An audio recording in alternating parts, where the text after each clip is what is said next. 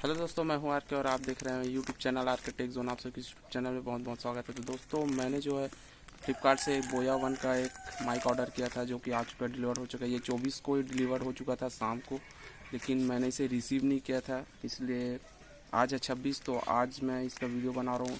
तो इसको हम इस वीडियो में अनबॉक्स करके देखेंगे कि कैसा है बोया 1 माइक। तो चलिए इसे अनबॉक्स करते हैं। तो ये रहा हमारा बोया M1 का माइक और ये है फ्लिपकार्ट का पैकेजिंग। तो चलिए इसे जल्दी से ओपन करते हैं और आपको दिखाते हैं कि इसमें क्या क्या दिया हुआ है।